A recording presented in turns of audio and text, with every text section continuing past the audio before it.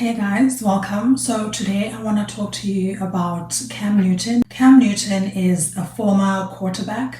I'm not sure which team he used to play for, but he used to play football and now he's retired and he's kind of doing his podcast. On his podcast, last week he had a guest called Dr. Cheyenne Bryant. Dr. Cheyenne Bryant is a psychology major. She graduated with a psychology degree and then went on to do masters. And she's now a life coach and also like kind of like an activist, sort of, according to her website. She also studied Pan-African studies, and yeah, now she's a life coach and she helps people on reality TV. And last week she was on Cam Newton's podcast. On the podcast, a clip of that podcast went viral of Dr. Cheyenne telling Newton that it is selfish of him to have 8 children when he is unmarried and wanting to create more. Take a look. So I'm not married, right? I have beautiful children. How many? 8. I didn't do my research. I thought it was 4, but 8. Okay. No, baby. Cool. It's By how 8. many women? 3. And this is the kicker. I want more. Now, By multiple women? What's the intent? I I'm just saying, want God or by to your bring wife? them. I just want God to bring them. Oh, okay. And you have, so you just Because bring them, my okay. point is this. My desire to get married is lower than my fear of divorce. So, as you had said, Dr. Bryant, you said it, I didn't say it, I will agree. I'm just taking my time. You're not taking your time. I am, though. You're being very action-based. You're not taking your time. You're being very action-based.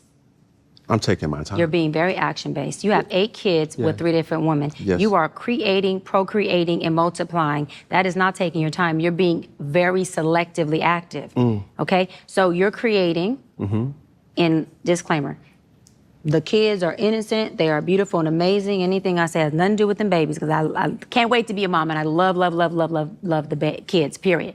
But you are proactively choosing where you want to be active at and where you want to take your time. You want to take your time in having a wife because of your own fears.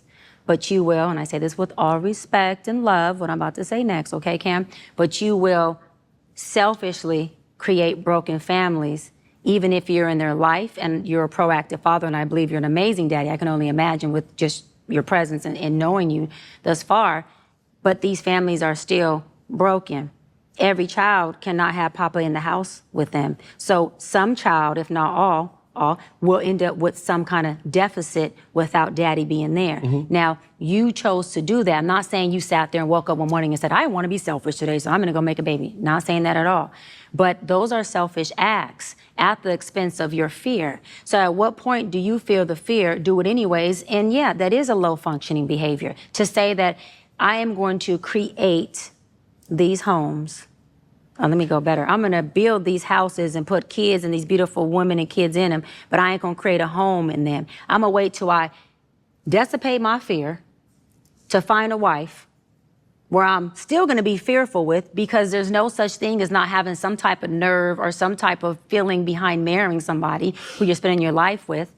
And then I'm going to build a home with her while all these other beautiful babies have houses. That's completely unfair and it's selfish. Just tell me when I can solve. Yeah, almost. That's completely unfair and that's selfish. And so, yes, you're taking your time in this department, but you're not taking your time in this department, which means you're compartmentalizing. And compartmentalizing never works. Compartmentalizing hurts everybody involved. Everybody who's in this box and that box and this box and that box and this box. And then here you go over here trying to figure out what box you're going to feed or entertain or do. Then you're looking outside to figure out who's your next victim to put in the box. So basically, Cam Newton has 8 children. He has 6 biological kids, and then he has 2 that he adopted from his 2 ex-girlfriends. He dated one ex-girlfriend for many years, for about 7 years, then broke up with her, and then went on to date a second girlfriend, had a child with her, and then now he's dating a lady called Jasmin Brown. Jasmin Brown is who had his 8th child. So when this first came out, people were talking about, oh, Jasmin Brown must be so embarrassed after everything she said. And so I was interested to know, like, what did she say? So I went looking for Jasmin Brown, and this is the clip that I found of her. Like, what does a submissive woman do for her man? Everything. What does that mean? You know, like packing his bag, unpacking his bag, just making sure all the things that he wants. And like, I pretty much read his mind. So it's like, if I know you and I study you, like I know how you are in the morning, I know how you are about midday, I know when you're in this mood, what you need. Like, before you can ever ask me for something, I'm already on it. I mean, he's spoiled. And you know, when I talk to my girlfriends about it, I was like, oh, how you guys doing? And I'm just like, girl, he's rotten. I'm like, he's spoiled rotten. Like, he's rotten. But I love that. Like, I want him to be there. I think my biggest flex is how I treat my man. It's complete selflessness. I am satisfied in serving. I'm a servant. And I watched my mother serve all my life, you know, and it was rain, sleet, or slow. I think we talked about this on the phone. My mother's love for my father wasn't conditional. It's not my responsibility, but It's your joy. It is my joy. You know, I love to see him eating the meal that I cooked. I love seeing him sleep easy. Like, every night, like clockwork, I scratch this man's back to sleep. And I know when he's asleep because I can tell when his breathing changes. And some people might think that's psychotic, but that's like, I just know that's when I'm like, oh, I can stop now. But I find joy in being your rest. And it shouldn't be conditional. So imagine Jasmin Brown's embarrassment after all this, like talking about how she nurtures him, how she loves him, and what a perfect girlfriend she is, basically. He still went ahead and said, no, I still want more children. So in that first clip with Dr. Bryant, he was talking about the fact that he still wants more children. He doesn't know whether he wants more children with Jasmin, who he's still dating, or if they're just going to fall out of the air. All he knows is that he wants more children. And Dr. Bryant was talking about the fact that that's super selfish because you don't want to commit to a marriage and a home, but you want to commit to having more children. Something else that she said was talking about like what makes a broken home a broken home. And this is something that was discussed a lot on social media. And to me, a broken home is if your child wakes up in the middle of the night because they had a bad dream, they should be able to walk across the hallway and knock on your door. And when you open the door, it should be mom and dad both there together. If your child doesn't have that, if your child cannot walk across the hall and find mom and dad together, that is a broken home. So if you are living apart from, like if the two parents that created a child are living apart, it's a broken home. It doesn't matter how much time you spend together, it's a broken home because, like I say, emergencies come up, like a child wakes up in the middle of the night sick. Both of you need to be there. A child wakes up in the morning sick or just wanting to see both their parents together at breakfast. It's a nice experience. It's an experience that people take for granted, but it would be so nice if most children could wake up in the morning and see two loving parents waiting for them downstairs. So we have a lot of broken homes, and a lot of us grew up in broken homes. I grew up in a broken home. Dr. Cheyenne Bryant grew up in a broken home. Earlier in the interview with Cam, she talked about the fact that her father was a drug dealer and he had been in prison for some time, and her mom was addicted to drugs. So she grew up in a broken home as well, though she does say she has people that she looks up to, or people that whose marriages or partnerships she looks at and she admires. But she said she doesn't want to be those people. She wants, she looks up to them and they're great, but she wants her own thing. She only looks up to herself. But yeah, so she grew up in a broken home, so she understands what that is. Do you know who doesn't understand what growing up in a broken home is? Cam Newton. His parents are together. His parents have been together all his life. His parents are still together today. So he doesn't know what a broken home is, but he has created 3 broken homes and he still wants to create more broken homes. And it is selfish beyond, because first of all, he's putting his children through something he never had to suffer through. And I say suffer because when you don't have both your parents living in the same home, that is a sort of suffering, because it's not the perfect way. It's not how we were supposed to live. We were supposed to live with both our parents. Now, when people hear broken home, parents hear broken home, they immediately get defensive because it sounds like, well, broken. It sounds like something that's broken. When something is broken, it's not good. We automatically associate it with something that's not good. It's not good for a home to be broken, but broken doesn't mean negativity. It doesn't mean like everything is like, it doesn't mean failure. You can still have very successful children. You can still have very healthy children who grew up in a broken home. Sometimes a broken home is better than a home where two parents are together and they're abusing each other, or they are abusing their children, or one of the parents is single while they're together, you know? So a broken home doesn't always mean failure and disaster. Sometimes it's for the best, for the children to be, for the parents to be apart. But in Cam Newton's situation, he'll never know because he's never tried to be married and living in the same home, as the parents, the mothers of his children. And he's also very like, it's one thing to say, I had these children out of wedlock. It was an accident and I intend to make it better as soon as possible. That's one thing. But to say, to be so blasé blah about it and to be like, whatever, I want to make more. It doesn't necessarily have to be with the 3 women I already have children with. It could be with anyone. It could be with anybody. I just want to make more kids. It's selfish because all he knows is that he wants to sow his royal oats.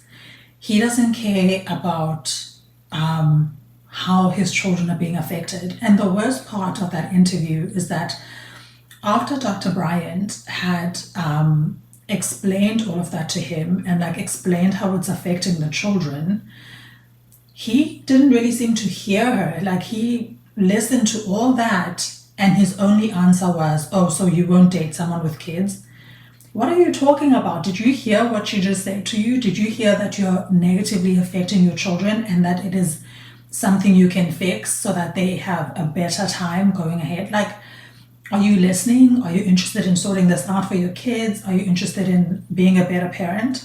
People on social media, of course, are divided about this topic because some are saying it doesn't matter that he has 8 children in 3 different homes, because at the end of the day, he's very rich, and so he's able to pay for the lives of those children.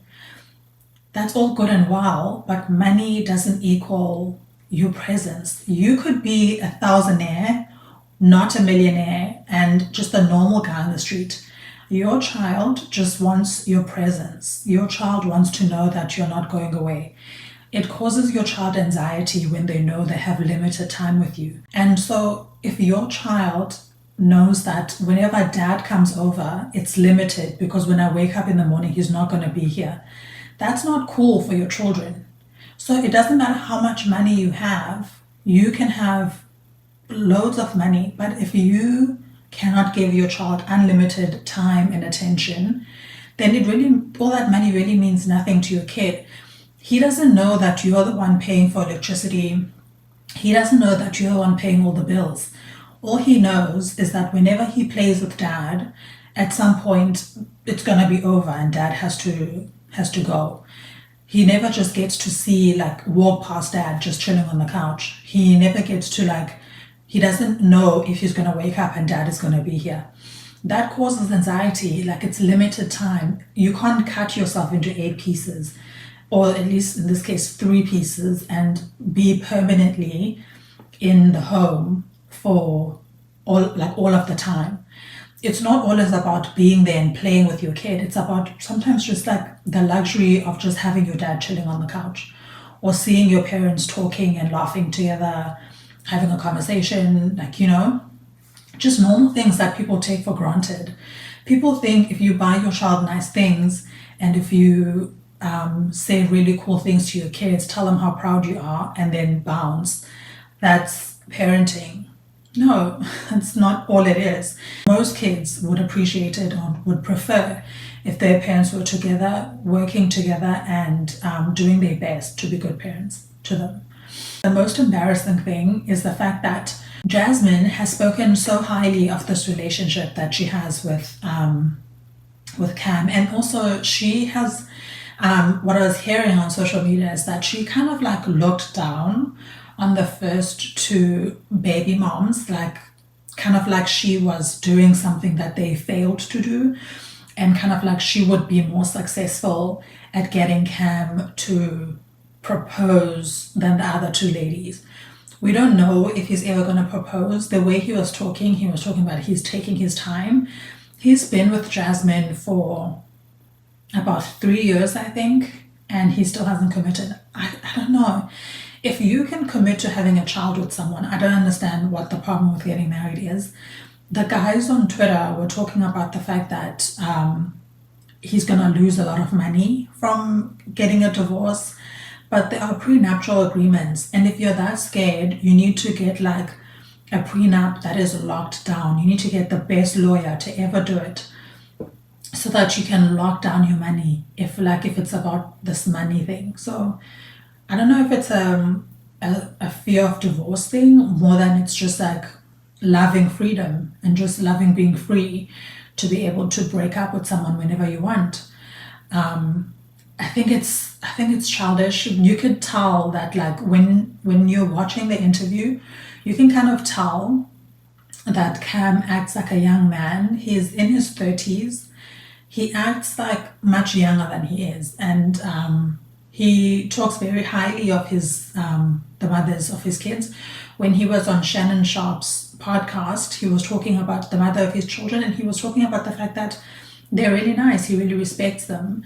But then when he had broken up with his girlfriend of 7 years, he had bought her a car on her birthday, and when they were breaking up, he sued her for the car back. The car was a gift that he had given to her for her birthday, but he said no, it wasn't a gift, and he wanted his car back. And I think he won it back. So it's kind of like you say these things, but at the same time, your actions are saying something different. Because if you're that rich and you have given a car to the mother of your kids, and then she drives your children around in it, why would you want to like inconvenience her to that extent where you're dragging her to court away from your children so that she can come and fight with you about a car that you just don't need? You're just doing it because you can, because she left you, because you cheated on her. It's just like, it's strange. And like Nick Cannon as well is another one who talks about, I love and respect my children, and like, you know, I'm the best father I can be, but I'm sure he could pop out his 100th child, like 20th child in the next week or so, because that's just what he does. Like Nick Cannon just makes babies, you know.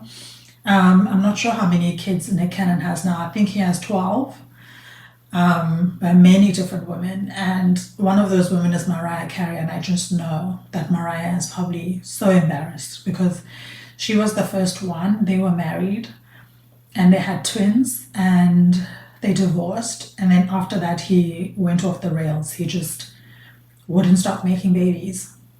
I think it's just a sowing your royal oats kind of thing, where you just want to have as many children as possible, multiply as much as possible. But I don't think that these men think about their children when they're doing all this. And on the other side, the moms don't think about their children, because if you're the third woman that's making children with this person, what do you think? How do you think your child's going to get attention? How do you think your child is going to spend time with their father? Like, for example, Jasmin, she was number 8. By the time she got there, his attention was already divided between 7 children. So what did she think her child was going to get? How much attention, love and care did she think that her child was going to get? I don't think it's something that she thought about. I don't think she thought that her child would be lucky number 8, and that it would be only her child that gets dad's attention, and then all the other children are gonna get, like, her child will get 80% and then the other kids will share 20%.